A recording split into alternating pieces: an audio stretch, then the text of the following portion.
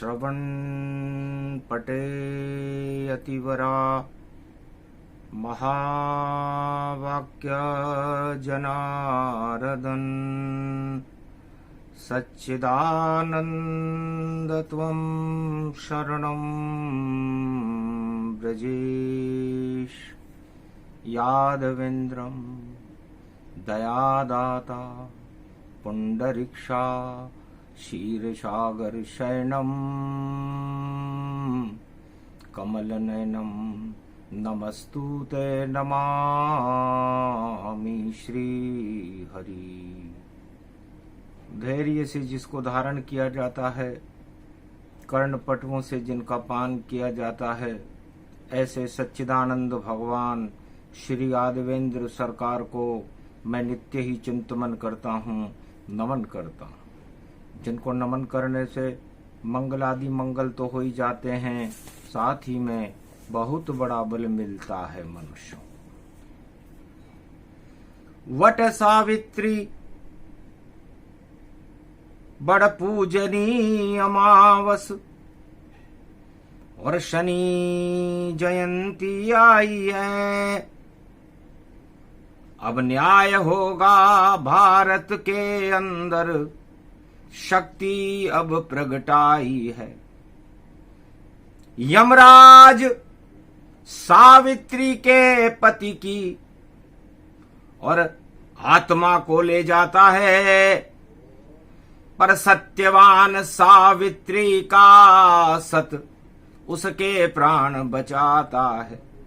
तो कलयुग में भी सत्यवान और नजर नहीं कोई आए, सावित्री का चीर खींच रहा सावित्री चिल्लाए। यमराज जितने भी खड़े कलयुग में, अब सावित्री उनको रोकेगी और ऐसी शक्ति प्रकट होगी। और देखो शक्ति मुक्त होगी, विजय होएगी नारी की। और जो करे नारी अपमान, आज से ही उनका और होए शक्ति शमशान। नारी शक्ति का अपमान करने वालों का आज से ही पतन शुरू हो जाएगा।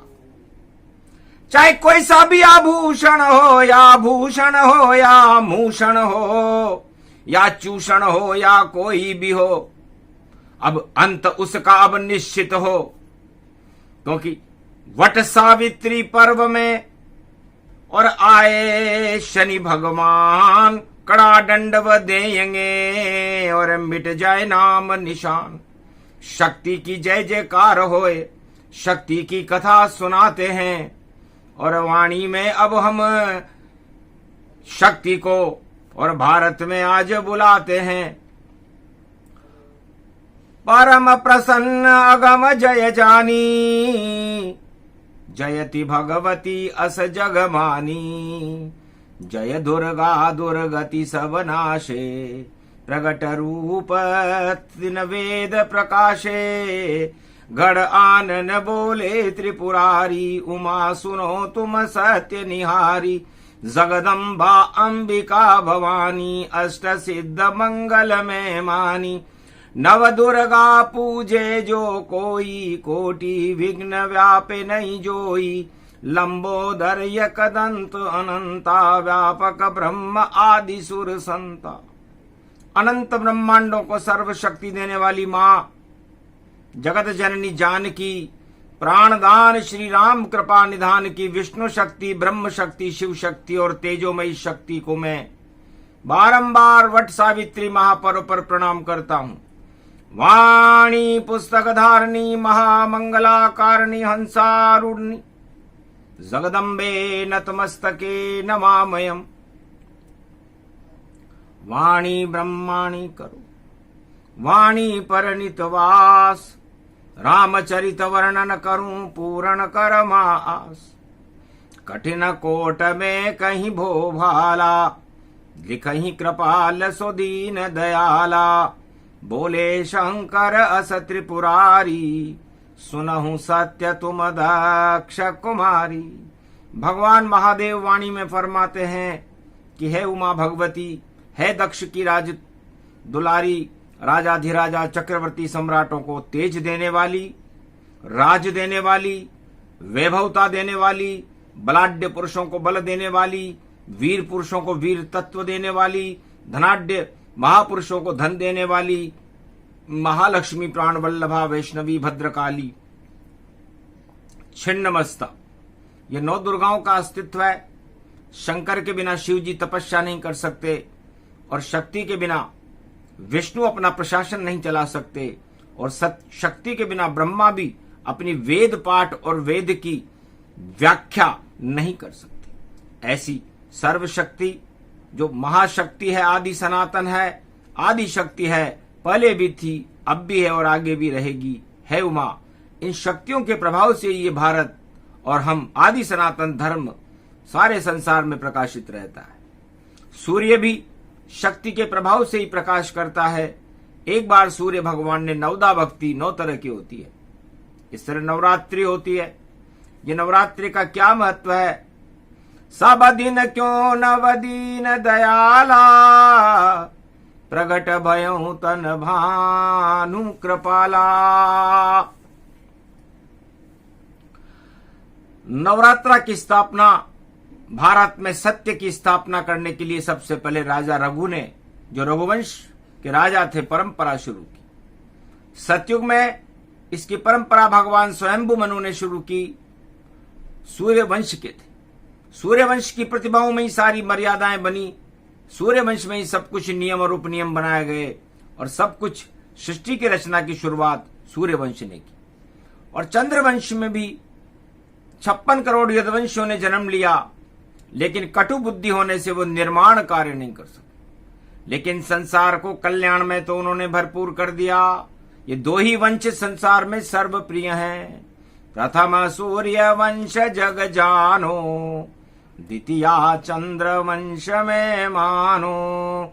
2 ही कर वंश ईश करी पूजा, ईश्वर छोड़ धर्म नहीं दूजा। सृष्टि के लोगों को चाहिए परमात्मा की अनुकंपा का दिवस हो। राजा रघु सार्वभौम सम्राट था, चक्रवर्ती सम्राट था। आए दिन उसकी प्रजा में कष्ट रहते थे। बड़ा परेशान था राजा रघु।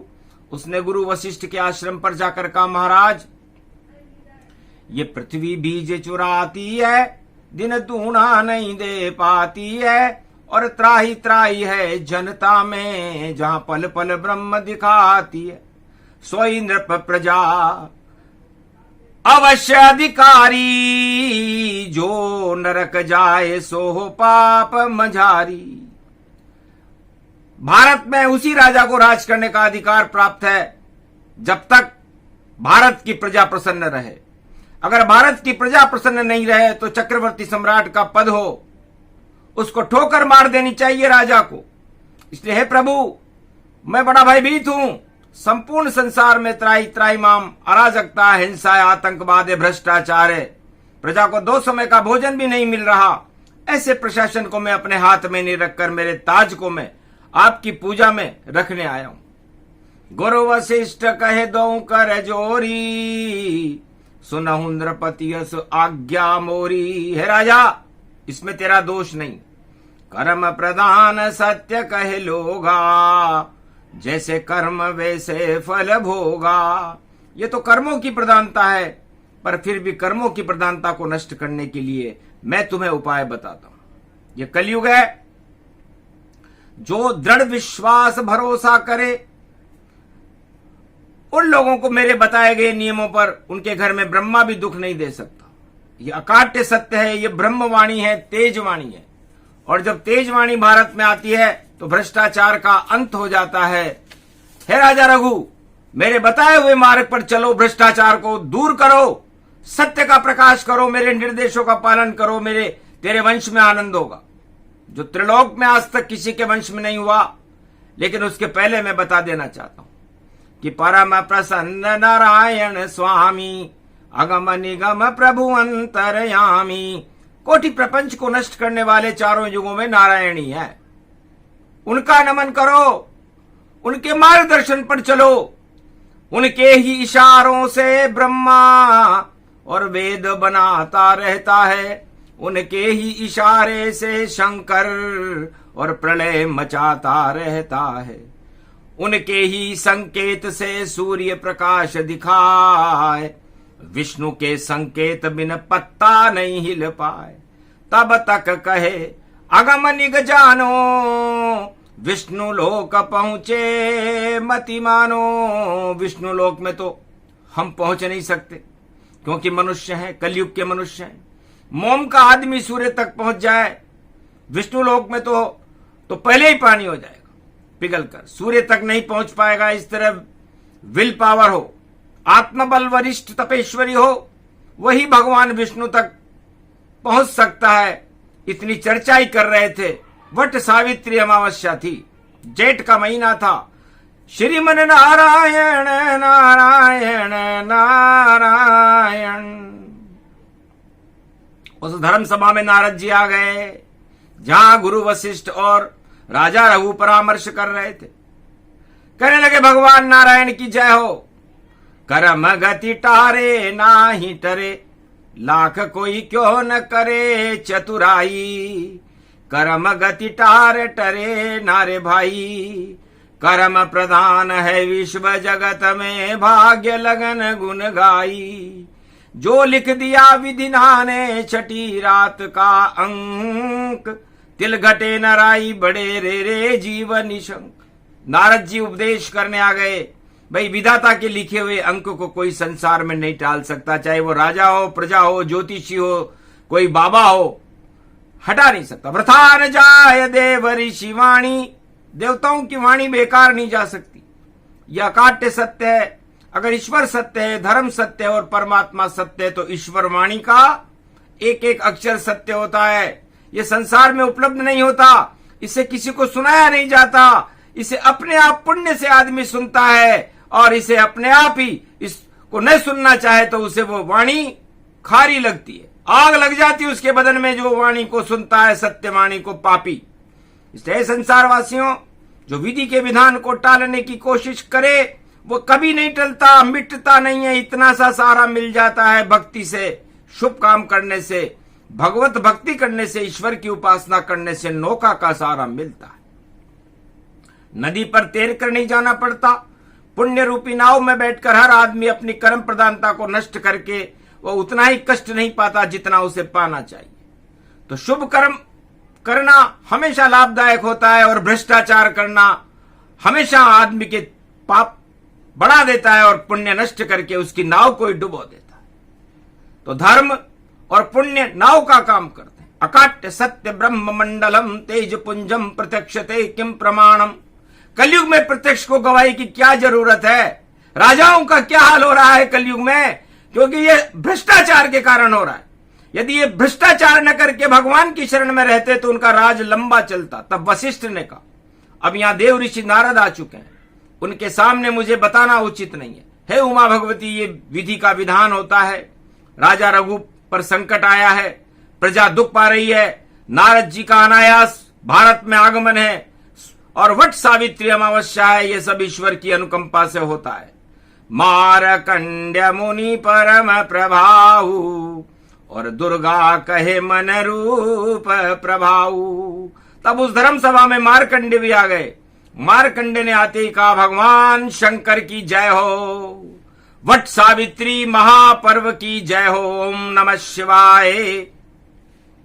हर हर नाथाय पशुपतिनाथाय नीलकंठाय सर्व विघ्न विनाशो यंत्राशो रोगनाशो भय विनाशो दरिद्रनाशो शोकनाशो प्रबल संत शक्ति नतमस्तके नमामि नमः शिव। वेद मंत्र जब मुनि ने बोला, मारकंड्य मन मन गति डोला। अंतर हृदय वशिष्ठ ने खोला। वशिष्ठ जी तो गदगद हो गए, प्रसन्न चित्त होने लगे। राजा रघु, अयोध्या का अच्छा वक्त है, आते अच्छे दिन जिसके, अच्छे विचार मन भाते हैं, और अच्छे ही सलाहकार मिलते, सब कुछ अच्छे हो जाते। और कलयुग में जब उल्टे दिन जिस राजा के आ जाते हैं, उल्टे ही सलाहकार मिलते, उल्टे ही मित्र मिल जाते हैं। और जो सारा सब कुछ उल्टा होता, उसके उल्टे दिन हो जाते हैं। ये विधि का विधान है। जब किसी राजा का विपरीत समय आ जाए तो खोटे मनुष्य उसके मित्र बन जाएंगे, उसके सलाहकार बन जाएंगे। और जब अच्छे दिन हो तो अच्छे लोग मिल जाएंगे। यह भगवान की अनुकंपा का वरदान है।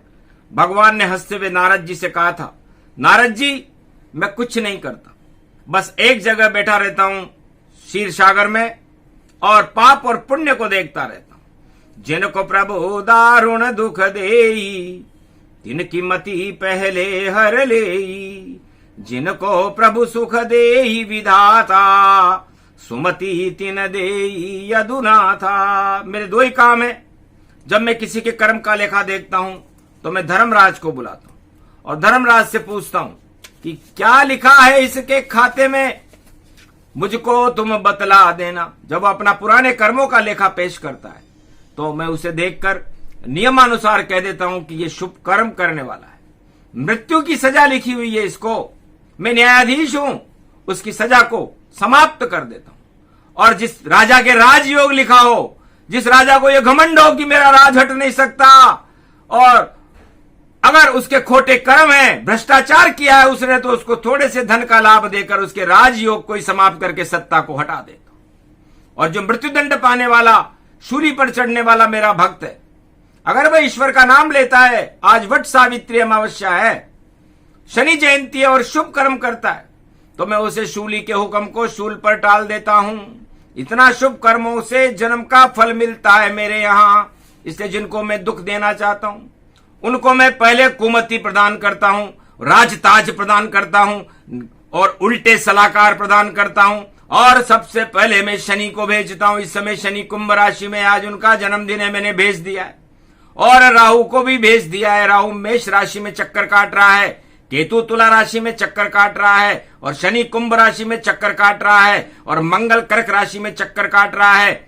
और ये सारे चक्कर उस राजा को घन चक्कर बना देते हैं। जब ये अपना प्रकोप फैलाते हैं तो उस व्यक्ति की बुद्धि को ठिकाने आने ही नहीं देते। वो लाख करे चतुराई डूब जाता है, और चाल चले पर कभी सुख नहीं पाता है। तो जिनको मैं सुख देना चाहता हूं तब मैं शुक्राचार्य को भेजता हूं और शनि को उच्च का भेजता हूं। पैदल चलने वाला बादशाह बनता है और बड़े बड़े बादशाहों को मैं मिट्टी में मिला देता हूं। ये सब मेरी सक्षम सत्ता है। लेकिन कर्म तो प्रधान है, वो तो सबको भोगने पड़ते हैं, चाहे वो मैं खुद नारायणी क्यों ना हूं या मेरे जय विजय दोनों पार्षद रावण और कुंभकर्ण क्यों ना हो। उन बेचारों को भी, जो मेरे द्वारपाल थे, राक्षस बनना पड़ा। इसलिए हर मनुष्य को हमेशा शुभ कर्म करना चाहिए। ऐसी प्रतिमाओं को देखते हुए हे नारद जी, संसार में जाकर के देखो कि इस कलयुग में कौन दुखी है और कौन सुखी है। अगर मेरा व्यक्ति होगा तो मैं उसे आज शुभ आशीर्वाद दूंगा और मेरा आशीर्वाद से उसका कल्याण होगा। नारद जी यही सोच करके आए।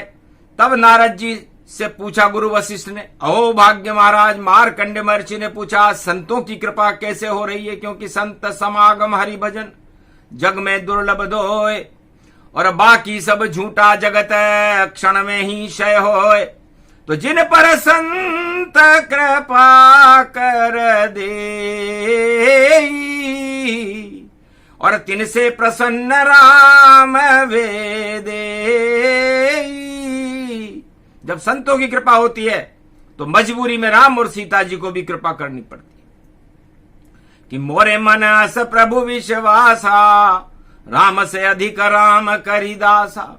हनुमान जी ने भी यही कहा था कि जो भगवान की उपासना करते हैं मैं उनका दास हूं।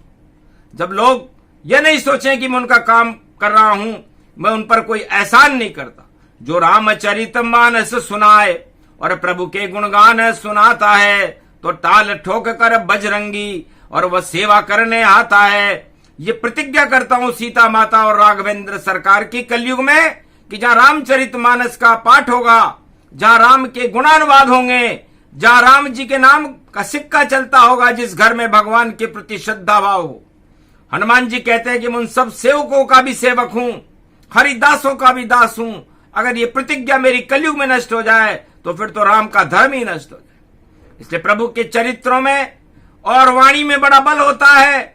वाणी तो कलयुग में भाग्य से और पुण्य से मिल सकती है, कथाएं तो महात्मा हजारों लाखों सुना देंगे, लेकिन वाणी तो मिलती नहीं। वाणी अमृत जान और ईश्वर की कृपा से प्रकट होती है, बोले मार्कंडेय भगवान। श्रवण भक्त अगर संसार में हुए तो पहले हनुमान जी हुए, दूसरा कोई नहीं हुआ।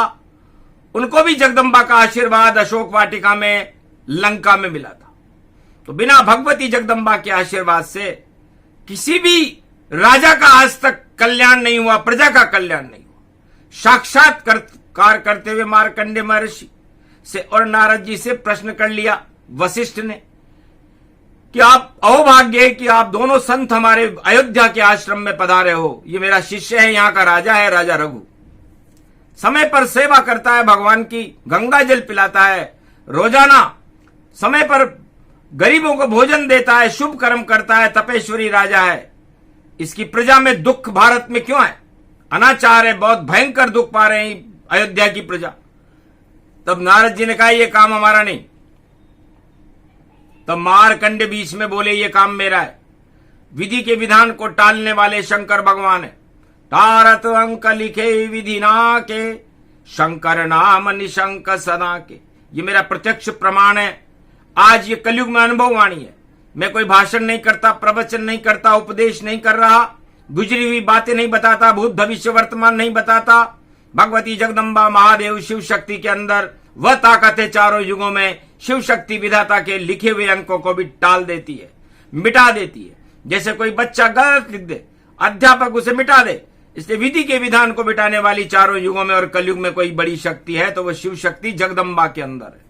आज वट सावित्री महापर्व है, अमावस्या है। अगर ये शिव शक्ति अगर आप प्राप्त कर लो आज राजा रघु, तो फिर तुम्हारे राज्य में दुख का नाम निशान नहीं रहेगा। तब राजा रघु ने कहा महाराज ये शिव शक्ति मिलती कहां है? कैलाश में वास करे सदा शंकर भोलेनाथ, उनकी कृपा हो जाए तो सारे वेद सनात। तब राजा रघु ने कहा विलंब में क्या काम क्यों? महर्षि सारा खर्चा मेरा होगा, पूरी अयोध्या की शक्ति दौलत खजाना सारी प्रजा आपके साथ चलेगी, लेकिन आप मेरी भारत की प्रजा को खुश कर दो। आज वट सावित्री है, दुख पा रही है भारत की जनता। सकल समाज संत कर संगा, चलो दर्श होवे बजरंगा। लेकिन याद रखना मानसरोवर कैलाश में हिमालय की पहाड़ी पर इस समय हनुमान जी पैरा लगा रहे। कलयुग चल रहा है क्योंकि बजरंग शंकर के भी पुत्र हैं, 11वां रुद्र है, उनका ही अंश है। शंकर सुवन केशरी नंदन और गणेश जी कैलाश पर बुद्धि देने का काम करते हैं, वो भी उनके ही पुत्र हैं। ये दोनों भगवान शंकर की सेवा में है कलयुग में इस समय, और महादेव 1.25 लाख वर्ष की समाधि में इस समय। इसलिए शंकर भगवान को जगाने की क्षमता है तो हनुमान जी और गणेश जी में। महादेव को समाधि में पार्वती भी नहीं जगा सकती। तब राजा रघु ने अर्ज किया कि महाराज हम जानते नहीं कैलाश को, वहां तक जा नहीं सकते, इसलिए आप हमारे साथ चलो, क्योंकि कैलाश का पता आपने बताया। तो मार्कंडेय ने कहा कि हमारा काम भी यही है, जिसके शुभ दिन हो वह जावे कैलाश, और बाकी जो घोटाला में फंसे उसका होएगा नाश। एक घड़ी में जितना बेल के सिंग पर राई का दाना रुके, मैं उतनी सी देर एक जगह रुकता हूं। मार्कंडेय मेरा नाम है, मैं ज्यादा कहीं नहीं रुकता। मैं तो भगवत भजन करता रहता हूं, मैं तो चलता फिरता रहता हूं। 60,000 बार मैंने चारों युगों को देख लिया राजा, और 60,000 बार भी मैं आगे देख लूंगा। मेरी इतनी लंबी आयु भगवान शंकर ने की है, मैं फिर भी नहीं मरूंगा। ये मेरे ऊपर महादेव की कृपा है, अन्यथा मेरी उम्र तो 11 वर्ष 11 माह 11 दिन थी, और 12 वर्ष में 1 घंटा भी ज्यादा जीवित नहीं रह सकता था। पर शिव शक्ति महाकाल की कृपा होए तत्काल, अमर हो गए मार्कंडेय बोली वाणी विशाल। इतनी कृपा है, मैं आज तक जीवित हूं, और कलयुग में इससे ज्यादा मैं शिव शक्ति का क्या प्रमाण दे रहा हूं कि यमराज को भी अपना प्रशासन बदलना पड़ा मेरे लिए, भगवान को सारे अपने नियम बदलने पड़े मेरे लिए। ऐसी शिव शक्ति जगदम्बा की मुझ पर महान अनुकंपा है, उस मां की शरण में जाने के बाद फिर शेष किसी भी शरण में जाने की जरूरत नहीं पड़ती। वहां नियम और उपनियम नहीं चलते, वहां तो चंडी चक्र चलता है। जब मां की कृपा हो जाए तो सबसे बड़ी कृपा है, क्योंकि माता सबसे प्रसन्न चित्त रहती है। क्योंकि माता को माता न भवती, पुत्र कपोत हो जाईते। हे भगवती जगदम्बा, ये हमको पूरी तरह जानकारी है कि माता कभी कुमाता नहीं होती, पिता कभी कुपिता नहीं होता, लेकिन पुत्र तो कुपुत्र हो जाते। इसलिए आपका नाम सुनकर आपके दरबार में आए हैं। वट सावित्री महापर्व है, सच्चा दरबार है माता का, इसलिए ढोकने आए हैं। हे माथा टेकने जगदम्बा, हम तेरे द्वार पर आए हैं। जगदम्बा का प्रभाव बने तो मिथ्या भाषण हो ही जाए, और शिव की वाणी झूठी हो, ब्रह्मा झूठा हो जाए। ये सुनकर क्या है? इसलिए मार्कंडेय महर्षि, आप हमें उस सच्ची शक्ति के दरबार में पहुंचा दो। तो मार्कंडेय ने कहा, तुम्हारा रथ 1000 वर्षों में भी कैलाश तक नहीं जा पाएगा, क्योंकि बर्फ के पहाड़ ही पहाड़ है। हिमालय में कैलाश पर्वत पर मानसरोवर झील है, जहां ऐरावत हाथी पर बैठकर राजा इंद्र भगवान शिव के ऊपर फूलों की बरसात करता है। भगवान विष्णु और लक्ष्मी रोजाना अमृत बरसात करके दर्शन करने आते हैं। ब्रह्मा और गायत्री मां वेदों का पाठ करने आते हैं। ऐसे लोकादि लोक में जाकर तुम्हारे लिए कोई हंसी खेल नहीं है राजा रघु। लेकिन मेरा एक मित्र है, उस मित्र को मैं बुलाकर तुम्हें वहां एक पल में पहुंचा दूंगा, और वह है भगवान शिव का वाहन नंदी। आज वट सावित्री महापर्व है, महादेव का वाहन नंदी है। अब तुम्हें कैलाश पर आराम से पहुंचा देगा। वो मेरा परम मित्र।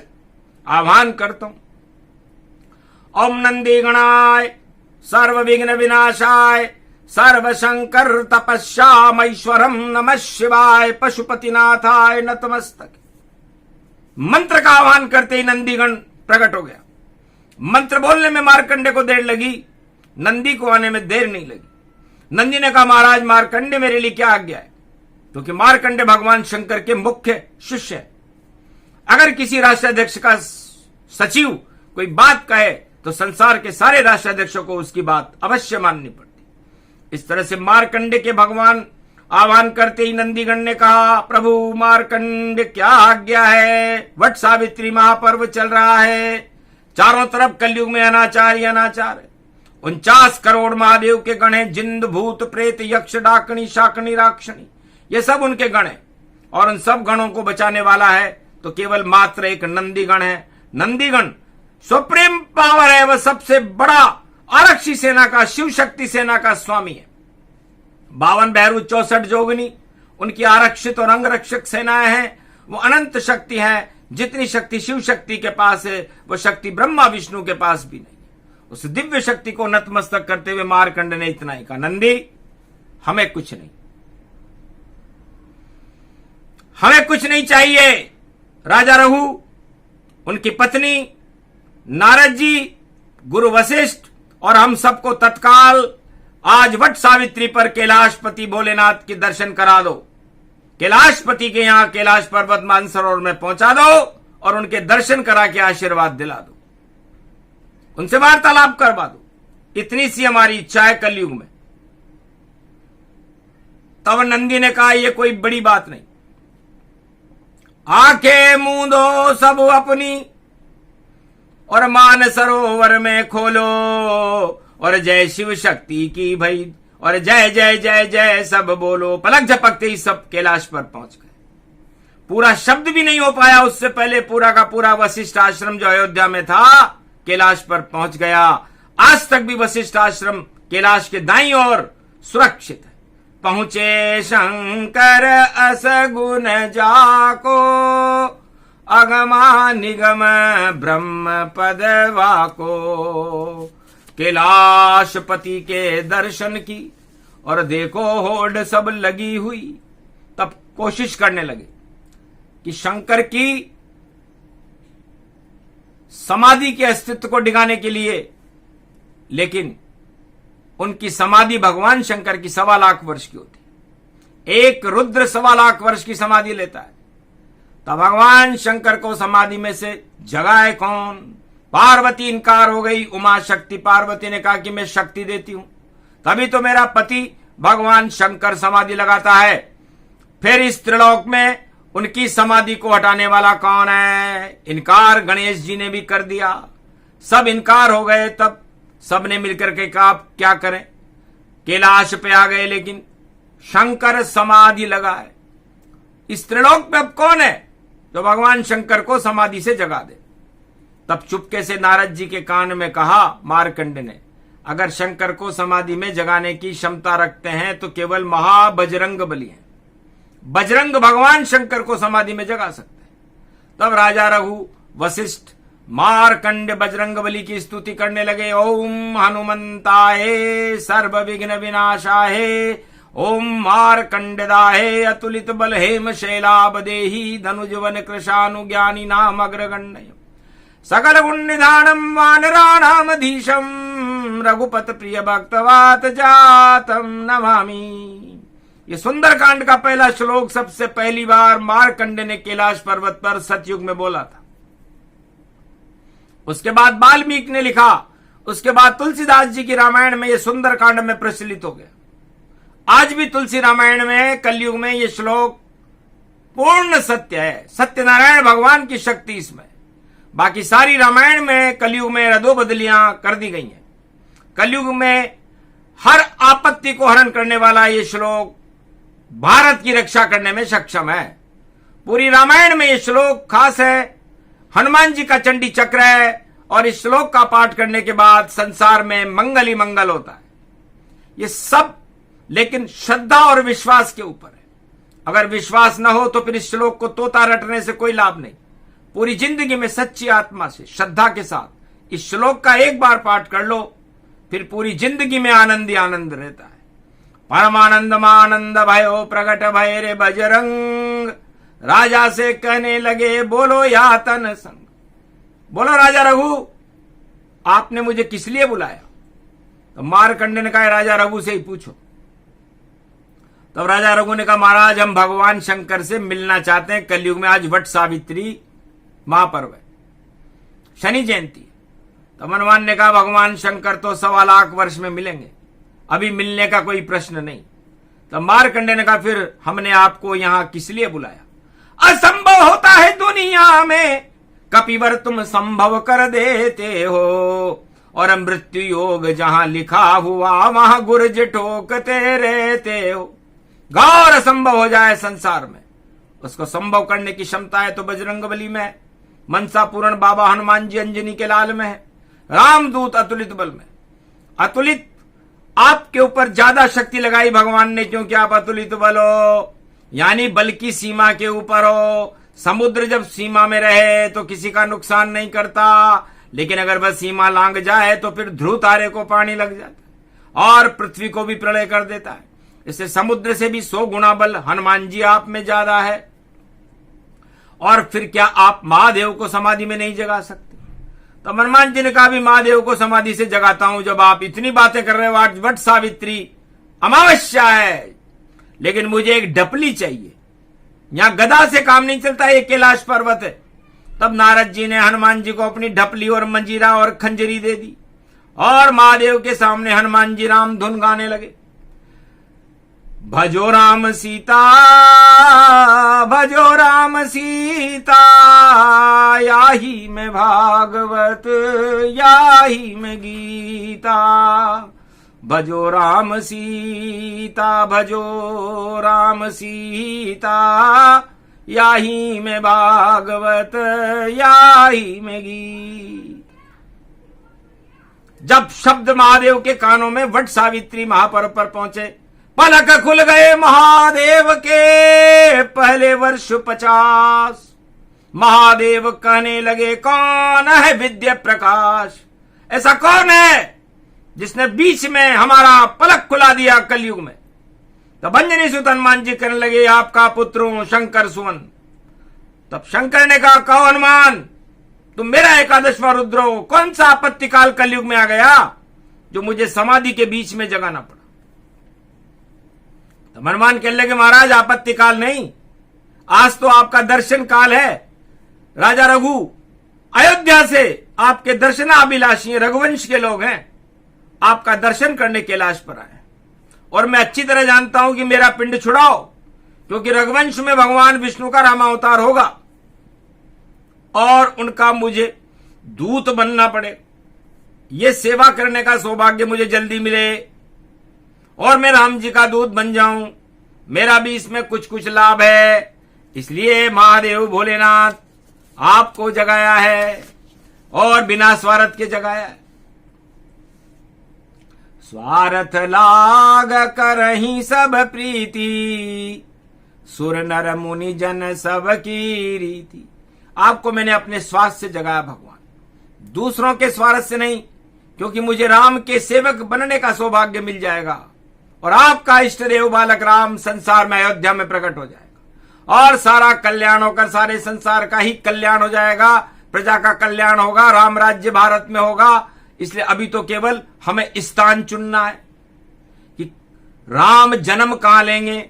इसलिए मेरी तो आपसे भगवान शंकर ये सिफारिश है कि मैं सोचता हूं कि राजा रघु के समान जो सूर्यवंश में है रामावतार लेने का स्थान संसार में, और इससे शुभ क्या होगा।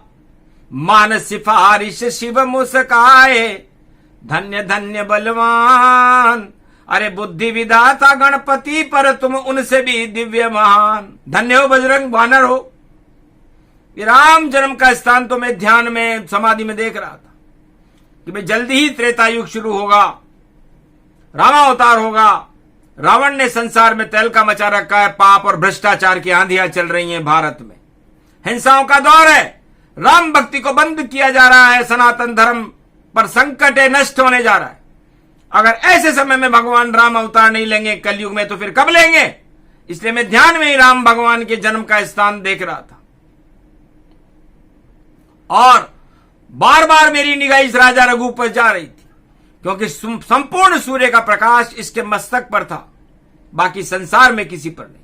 अति प्रसन्न बोले त्रिपुरारी, कहो इंद्रपति क्या इच्छा तुम्हारी। बोलो राजा रघु तुम्हारी क्या इच्छा है। तब राजा रघु ने भगवान शंकर से कहा, महादेव मेरी और कोई भी इच्छा नहीं है, मैं भारत का राजा हूं, अयोध्या का राजा हूं, हमारे भारत की प्रजा का कल्याण करो। तब शंकर महादेव ने कहा, एक बात है। उस समय 9 कन्या महादेव के पास बैठी हुई थी, उसमें कात्यायनी, वैष्णवी, भद्रकाली, इस तरह ब्रह्मा जी ने 9 लड़कियां कैलाश पर भेजी थी संसार की रक्षा के लिए। 9 शक्तियां भेजी, जिसमें वाणी ब्रह्माणी, विष्णु शक्ति, शिव शक्ति, ब्रह्म शक्ति, ये 3 शक्तियां सबसे बड़ी थी और 6 शक्तियां उपमा शक्तियां थी, दुर्गा चंडी थी। तो वहां 9 कन्याओं ने खड़ी होकर के ब्रह्मा विष्णु महेश की स्तुति की। गुरुर ब्रह्मा गुरुर विष्णु गुरुर्नाम महेश्वर। जब इन 9 कन्याओं ने ब्रह्मा विष्णु महेश की स्तुति करी तो कैलाश पर तीनों देवता प्रकट हो गए। वहां पर तत्काल ब्रह्मा विष्णु महेश आ गए, राजा रघु के भाग्य उदय हो गए। इन तीनों मां शक्तियों के दर्शन करने के पूरा त्रिलोक ही कैलाश पर आ गया। वट सावित्री महापर्व था। तब राजा रघु से विष्णु ने कहा, बोलो कैलाश पर किस लिए आए हो। तब राजा रघु ने कहा, महाराज मेरी प्रजा का कल्याण हो। तब भगवान शंकर कहने लगे, देखो एक बात है, अगर तुम 1 अंगुल मेरे ऊपर झुकोगे, हमारी भक्ति करोगे, तो हम भी तुम्हारे लिए 10 अंगुल झुकेंगे। अगर कोई भक्त हमारा 1 नाम लेता है तो भगवान का इष्ट देव उसके लिए 1000 नाम लेता है। इसलिए एक काम तुम्हें करना है, सकल सिद्धि गुण रूप भवानी, अखंड रूप विद्या महारानी। राजघरानों में भारत में दुर्गा पूजन शुरू करो। इन 9 दुर्गाओं को तुम अपने साथ लेके जाओ राजा रघु। तुम क्षत्रिय वंश में हो, ये भारत भूमि में ही जाएंगी, कश्मीर से कन्याकुमारी तक जाएगी और विश्व का कल्याण करेगी। और नवरात्रा पर्व 9 दिन मैं तुम्हें इनके लिए देता हूं। ये नवरात्रा के 9 दिन भारत में 2 बार होंगे और विशेष होंगे, और 2 गुप्त नवरात्राएं भारत में होगी। तब ब्रह्मा जी ने कहा, मैं भी ये 9 दिन समर्पित कर रहा हूं मेरी लड़कियों को। ये नवरात्रा जो वर्ष में 2 बार आएगी 12 महीने में, ये नवरात्रा के 9 दिन 2023 में भी बड़े महत्वपूर्ण होंगे, क्योंकि पुरुषोत्तम मास की नवरात्रा होगी, जिसको महारात्रि कहा जाएगा, नवरात्रि कहा जाएगा। संपूर्ण नवरात्रा के दिन और रात ब्रह्मा विष्णु महेश भारत में ही रहेंगे, जहां नवरात्रा की स्थापना होगी। और जो देवता नवरात्रा में जहां प्रभु भक्ति हो रही हो, अगर वहां नहीं आएंगे तो उनका पतन हो जाएगा। और राक्षसवाद का तो नवरात्रा भारत से पतन कर देगा। सत्ताएं हट जाएंगी, वो जो घोटाला और भ्रष्टाचार करेंगी, उनको मनुष्य बनना पड़ेगा और नरक लोक में जाना पड़ेगा। तो नवरात्रा के 9 दिनों में मजबूरी में ही से अवश्य अपनी हाजिरी हर देवता को देनी पड़ती। जहां नवरात्रा की स्थापना भारत में 1.25 अरब भवनों में हुई हो, इसे नवरात्रा को मैं महत्वपूर्ण दिन घोषित करता हूं भारत में। उधर नवदुर्गाओं से कहा कि आप किसी भी शक्ति की हो, वैष्णवी से कहा तुम विष्णु लोक में हो, लेकिन भारत में तुम्हें 9 दिन तक अपने भक्तों के यहां रहना पड़ेगा। जहां भी दुर्गा का मंदिर होगा, भगवती के मंदिर होंगे, भगवती का पाठ होगा, जहां भगवान की चर्चा होगी, शुभ कर्म जिसके घर में होंगे, राम राज्य की चर्चा होती होगी, 9 दिन तक नौ दुर्गा वहीं निवास करेगी। और 9 दुर्गा और 9 दिन 18 हो गए। 9 दुर्गा और 9 दिन 18 हुए मंगल मूर्ति रूप, नारायण मुस्का गए आदि आदि सुरभु। तब 18 दिन नवरात्रा को दे दिए राजा रघु कि मैं इन नवरात्राओं में सारे नियमों का परिपालन करूंगा तथा 9 दिन तक जो पूजन करना चाहिए, भोजन देना चाहिए, यज्ञ करूंगा और कुंवारी कन्याओं को भोजन कराऊंगा, उनके चरण धोऊंगा, सब कुछ करूंगा, लेकिन प्रजा करो कल्याण। तब कलकत्ते वाली मां कालिका ने राजा रघु से कहा कि सूर्य से हमारी लड़ाई है। सूर्य ने एक बार भगवान से नाराज होकर सूर्य का काम करना बंद कर दिया। तब अंगिरा ऋषि ने सूर्य का काम किया, क्योंकि भगवान विष्णु ने तब कहा कि है कोई जो सूर्य का काम कर सके, ऐसा कोई तपेश्वरी है। तब शिव शक्ति के उपासक अंगिरा ऋषि थे। तब अंगिरा ऋषि ने कहा अगर सूर्य 12 महीने भी आसमान में उदय न हो तो मैं 12 महीने तक भी सूर्य से ज्यादा तेज प्रकाश करने में सक्षम हूं और उससे भी ज्यादा अच्छा प्रकाश मैं आसमान में कर दूंगा। यह है नवरात्रा का पहला दिन, जब अंगिरा ऋषि ने सूर्य का काम किया था प्रतिभा के दिन। इसे नवरात्रा की प्रतिभा दोनों नवरात्राओं में, शरद नवरात्रा और चैत्री नवरात्रा में सर्वसिद्ध दिन होती है। अगर किसी से ब्रह्मा नाराज हो जाए, विष्णु नाराज हो जाए, शिव नाराज हो जाए, तो भी प्रतिभा के दिन प्रभु का नाम लेने से अरबों नामों का फल मिलता है। तो ब्रह्मा विष्णु महेश सूर्य से प्रसन्न हो गए। सूर्य ने आकर कहा कि हे अंगिरा महर्षि, आपने मेरा काम क्यों नहीं किया? अब त्रिलोक पे मेरी क्या मान्यता रहेगी? तब अंगिरा ऋषि ने कहा नवरात्रा के 9 दिन तक तुमने कष्ट दिया सारे संसार को, तो अब सूर्य तुम ये वरदान दो आज कि 9 दिन का सूर्य जो रोहिणी तपेगी, आनंद करेगा, भक्तों की मनवांछित इच्छाएं पूरी करेंगे, लोगों का दुख करोगे, परोपकार करोगे। मैं ये 9 दिन संसार में विशेष तौर पर घोषित करता हूं। तब सूर्य ने कहा महर्षि अंगिरा, आपकी सभी बातें मुझे मान्य। नवरात्रा के 9 दिनों में और तपती हुई रोहिणी के 9 दिनों में कण भी अगर कोई दान करे तो 1.25 मन का वह पुण्य लिए, और एक नाम नारायण का तो 1.25 लाख का जाप लगे। मैं नवरात्रों में ये विशेष सुविधा भक्तों को प्रदान करता हूं। अगर नवरात्रा में कोई कण दान करेगा तो मन के बराबर धर्मराज को अपने खाते में लिखना पड़ेगा। अगर भगवान का एक भी नाम नवरात्रा में लिया तो 1.25 लाख जाप उसे अपने आप ही खाते में लिखने पड़ेंगे। ये विशेष सुविधा कलयुग में भी मैं नवरात्रा में ही देता हूं। इसे नवरात्राओं का भारत में बड़ा महत्व है। 12 महीने अगर कोई भक्ति न करे तो कोई बात नहीं, लेकिन नवरात्रा में 9 दिन तक भक्ति जरूर करो, क्योंकि नवरात्रा साक्षात परमात्मा का ही स्वरूप, शंकर का स्वरूप है। तब शिव और शक्ति ने काम 9 दिन तक उसी जगह बैठे रहेंगे जहां शक्ति उपासना होती, मां की उपासना होती, राम की उपासना होती, या फिर किसी भी ईश्वरवाद की उपासना होती। वहां शिव और शक्ति विराजमान रहेंगे। भारत में शिव शक्ति यंत्र भारत में वाणी ने प्रकट कर लिया है, मार्कंडेय ने बनाया अपने हाथ से और कहा यह महाशिव शक्ति यंत्र भारत के मार्केश योग को भी टाल देगा, परमाणु बम की शक्ति को ही समाप्त कर देगा, दुख और दरिद्र को हटा देगा भारत से, और भारत में राजाओं को भी सत्य सिखा देगा। जो घोटालेबाज राजा है उनको सत्ता से हटा देगा, दरिद्र को नष्ट कर देगा। 12 महीने में तथा 12 महीने में जिस कन्या का विवाह न होता उसकी बृहस्पति जगा करके शादी करा देगा। शिव शक्ति यंत्र भारत में आ चुका है संसार के दुख हरने के लिए और लौकिक सफलता देने के लिए वरदान सिद्ध होगा। तथास्तु। सबसे पहले गणेश जी की पूजा हुई और फिर शिव शक्ति यंत्र की पूजा हुई और फिर विष्णु शक्ति की, फिर राम राज्य यंत्र की पूजा हुई। तब भगवान शिव जी ने कहा जब आप जन्म लोगे तो फिर आपको 36,000 वर्ष राज करना पड़ेगा। इसलिए राजयोग के लिए यंत्र बनाया ब्रह्मा जी ने, राम राज्य यंत्र। और फिर तीसरा यंत्र ब्रह्म शक्ति यंत्र बनाया फिर ब्रह्मा जी ने, और संपूर्ण वैभव और सुख संप्रदाय को देने के लिए गणेश यंत्र बनाया श्रवाणी ने। भारत की रक्षा के लिए 5 यंत्रों का निर्माण भगवान से करवाया। फिर 9 दुर्गा बनी, फिर नवरात्रा के 9 दिन बने, महारात्रि, कालरात्रि, शिवरात्रि तो 12 महीने में 4 महारात्रियां होती है। दीपावली महारात्रि 2 दिन तक, फिर महाशिवरात्रि, फिर होली की महारात्रि, और फिर सूर्य ग्रहण, चंद्र ग्रहण रात्रि, सोमवती अमावस्या रात्रि। इस तरह दीपावली रात्रि में दीपदान का महत्व है।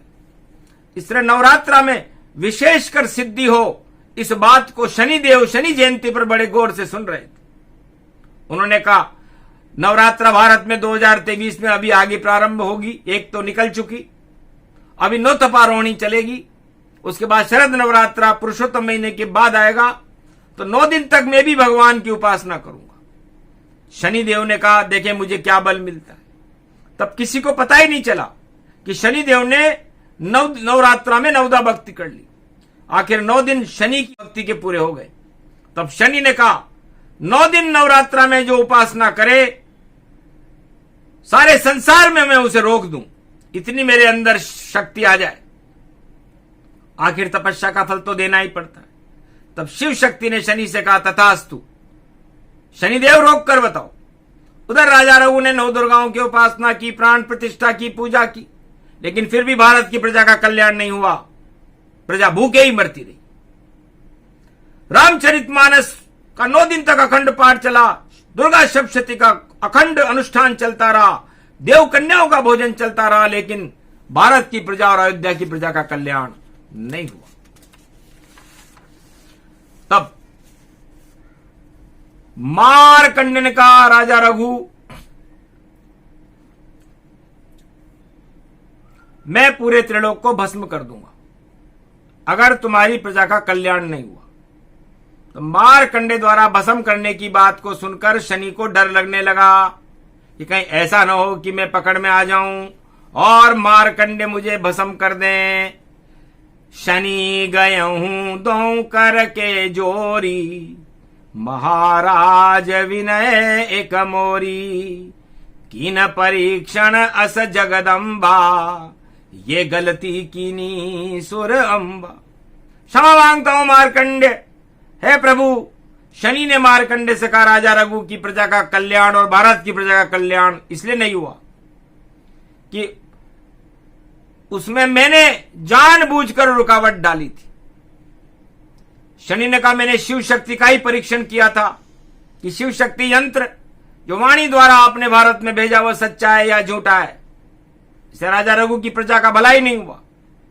तो मारकंडे ने कहा शनि अब मैं तुझे केवल एक शर्त पर माफ कर सकता हूं, अन्यथा मैं तुझे भस्म कर दूंगा। तब शनि घबराया, उसने मारकंडे से कहा महाराज वह क्या शर्त है कि वाणी से अवतरित शनि जयंती पर इस कथा को अगर कोई जीवन में एक बार सुन ले, वहां पर 7.5 का शनि कोई खराब असर नहीं करे। शनि तुम दूसरों को कष्ट देते हो, फरहीन करते हो, अब मैं तुझे कष्ट देता हूं और फरहीन करता हूं। जिस घर में शिव शक्ति यंत्र हो, नवरात्रा में जिस घर में शिव शक्ति यंत्र की पूजा हो रही हो, जिस घर में रामचरितमानस का पाठ हो रहा हो, हनुमान जी का पूजन हो रहा हो, या किसी भी देवता की नवरात्रा में 9 दिन तक नियमानुसार पूजा हो रही हो, चाहे वह ईश्वर का एक ही नाम क्यों न ले, एक नाम भव सिंधु सुखाई, बोले मारकंड्य मुनि राई। ये जरूरी नहीं कि वो पूरा भगवान का एक नाम नवरात्रा में ले, बस नवरात्रा में सुबह उठते ही एक नाम ले ले, जय सिया राम जय हनुमान संकट मोचन कृपा निधान, और एक बार सोते समय कह दे जय सिया राम जय हनुमान संकट मोचन कृपा, तो भी नवरात्रा पूरी मान ली जाएगी, क्योंकि भगवान का एक नाम ही बहु सिंधु को सुखा देता है। तब शनि ने मारकंडे को वचन दिया और कहा महाराज कलयुग में ऐसा ही होगा, मैं अवश्य मदद करूंगा भारत की प्रजा की, उनकी रक्षा करूंगा, भारत की रक्षा करूंगा, आपके भक्तों की रक्षा करूंगा। अगर शनि की 7.5 के साथ साथ अगर सारे 9 ग्रह मिलकर भी आपके भक्तों पर प्रकोप दिखाने आ जाएंगे तो मैं उन 9 ग्रहों के प्रकोप से भी इस कथा सुनने वाले को बचा दूंगा। शनि प्रभाव सुमरे रे भगवंता, धन्य धन्य जगमात अनंता। हे भगवती, तेरे दरबार में नवरात्रि का जन्म हुआ, 9 दिन की नवदा भक्ति का जन्म हुआ। इसलिए मार्कंडेय महर्षि कहते हैं कि जिस अभागे को भारत में किसी ग्रह ने सता रखा हो, जिसके कर्म दोष बता रखा हो, कर्म दोष हो, पितृदोष हो, पाप दोष हो और भ्रष्टाचार कर रखा हो, वह नवरात्रा के 9 दिन नव दुर्गा के दुर्गा सप्तशती का पाठ करे या रामचरितमानस का पाठ करे या ओम हनुमंताय नमः, ओम दुर्गा दुर्गति नाशिनी, ओम नमः शिवाय, त्वं शरणं ब्रजेश, बन इन मंत्रों का एक जाप कर ले। नवरात्रा में एक नाम ले ले रोजाना, उसमें उस व्यक्ति का कल्याण हो जाता है। ये महाशिव शक्ति की उपासना वट सावित्री महापर्व पर शनि जयंती पर महादेव ने बताई, मार्कंडेय ने बताई। इसलिए नवरात्रा की भक्ति सबसे महत्वपूर्ण भक्ति होती है और इसमें सूतक नहीं लगता। किसी के घर में कोई उपद्रव हो जाए, बच्चा जन्म जाए, फिर भी नवरात्रा में कोई कटौती नहीं होती, चाहे नवरात्रा पंचक में ही क्यों ना है। भद्रा हो दिशा सूल हो राहु योगनी, मूठ हो खोटे कुकर्म सहाय, तो भी उत्तम नवरात्रा पृथ्वी रूप है भाई। ये सब दिन पवित्र है, महापवित्र है। तब राजा रघु ने नवरात्रा में प्रचंड शक्ति भारत में अयोध्या में शुरू की। दूसरे दिन क्या हुआ, भारत की प्रजा ने कहा राजा रघु की दुआई है, हमारे खेत में पानी लग जाए, हमारी फसल हो जाए, हमारी गरीबी हट जाए। तब चढ़स बिना बेल के अपने आप चलने लगे, खेत में सिंचाई हो गई, अपने आप एक दाने का पृथ्वी ने 1000 दाना पृथ्वी में उत्पन्न किया। तब राजा रघु की प्रजा में आनंद ही आनंद हो गया, घर घर में शांति हो गई, अन्न धन की भारत में कमी नहीं रही त्रेता युग में, और भारत सोने की चिड़िया बन गया। तब राजा रघु ने मारकंडे से 6 महीने बाद जब दूसरी नवरात्रा आई, पूजा करने लगे राजा रघु। तब मारकंडे ने राजा रघु से पूछा कि गुजरी हुई नवरात्रा का क्या फल रहा मारकंडे, राजा रघु बताओ। तब राजा रघु ने कहा महाराज, हिंदुस्तान भारत की भूमि पहले लोहे की चिड़िया थी, दरिद्र आ गया था, घोटालों की वजह से आ गया था, पर अब आगे इस घोटालों को हटा करके भारत को सोने की चिड़िया कर दो, और आपकी कृपा से भारत सोने की चिड़िया हो गए। तब मारकंडे ने कहा राजा रघु, अभी तो हमने कलयुग में भारत को सोने की चिड़िया कहा, अब हम भारत को 2025 में राम की चिड़िया बनाएंगे भारत में, और तुम्हारे घर में राम अवतार होगा जो कल के अवतार के रूप में होगा। बोलो राघवेंद्र सरकार की। जगदम्बा का ये गुणगान करे, उसके कोटि दुख मिट जाते हैं। संपूर्ण विश्व में कोई भी ऐसा तांत्रिक हो जो किसी ने भारत में तंत्र विद्या से किसी की शक्ति को बांध दिया हो, दुकान को बांध दिया हो, कर्मों को बांध दिया हो, उस तांत्रिक ने उसके प्रारब्ध को बांध दिया हो, किसी को रोगी बना रखा हो, ऐसा व्यक्ति जीवन में एक बार मारकंडे की इस अमर कथा को वट सावित्री महापर्व पर सुन ले, फिर किसी भी तांत्रिक की विद्या का उस पर शून्य मात्र भी असर नहीं होगा, जीवन भर नहीं होगा। शनि जयंती पर यह कथा अवतरित की जा रही है भारत में वाणी के द्वारा। इस कथा से सारे तंत्र मंत्र सुनते ही तत्काल नष्ट हो जाते हैं, दरिद्र नष्ट होता है, गरीबी नष्ट होती है, भारत का भाग्य जगता है, और घोटालों का भ्रष्टाचार का अंत होकर के उस राजा की सत्ता ही समाप्त हो जाती है जो प्रजा को कष्ट देने के लिए कुकर्म कर रहा हो। किसी भी युग का में राजा हो, किसी को दुख देने के लिए प्रयोग तांत्रिक द्वारा किए गए हों, शुभ कार्य के लिए किए गए वैदिक मंत्र पर इस कथा का असर नहीं होगा, क्योंकि ये पहली बार भारत की प्रजा की भलाई करने के लिए भारत में भगवान मारकंडे के और भगवान शिव की कृपा से वट सावित्री महापर्व पर प्रकट की जा रही है। ये कथा सारे भारत में भगवान की शक्ति को चौगुना कर देगी। तारण मारण वशीकरण सभी नष्ट हो जाए, शिव शक्ति की कथा है कभी न झूठी जाए। और जो तांत्रिक दुर्भावनाओं के साथ तारण मारण वशीकरण इन सभी तंत्र विद्याओं को मैं इस शिव शक्ति की कथा से भारत में कलयुग के प्रभाव में, कलयुग में सारी शक्तियों को जो दानव शक्तियों द्वारा प्रकट किए नष्ट करता हूं। ये मारकंडे ने कहा, ये इस दिव्य कथा को कलयुग में भगवान मारकंडे ने वरदान दिया है। जगदम्बे नतमस्तके नमामि। है भगवती, इस प्रसंग को सुनने से नवरात्रा की दिव्य कथा, वट सावित्री महापर्व की कथा शनि जयंती पर प्रकट सुनने से उन सब भारतीयों का कल्याण हो, भारत के दुर्दिन नष्ट हो, बुरा समय तत्काल समाप्त हो, घर में परमानंदो आयुष्मान भव, मारकंडे जैसी प्रबल आयु हो, पुत्रहीन को पुत्र मिले, धनहीन को धन मिले, राजा को राजयोग मिले, प्रभु की भक्ति वालों को ईश्वर की भक्ति मिले, और भारत में राम राज्य की स्थापना हो। सब अष्ट सिद्धि नवनिधि करी दाता, अस कर कहे बलदान विदाता। तब हनुमान जी ने कहा कि जो व्यक्ति नवरात्रा में ईश्वर की उपासना करता है, कलयुग में उसे मैं अष्ट सिद्धि और नवनिधि का वरदान देता हूं। बोलो यादवेंद्र सरकार की, बोलो जगदम्बे मैया की, बोलो सनातन धर्म की, बोलो भारत माता की जय, बोलो वट सावित्री महापर्व की जय। ये प्रसंग पूरा हुआ और शनि देव अनुष्ठान, कुंभ राशि में शनि कर गए भारत का कल्याण, घोटालों का नाश हो और होए सत्य प्रकाश, और सत्य नारायण चंद्रचूड़ ही और करे भारत में वास। सत्यपाल भी सत्य बोले और होए सत्य प्रकाश, न्याय करे भारत में देखो शंकर करे निवास। बोलो जय शिव शक्ति वट सावित्री महापर्व की जय।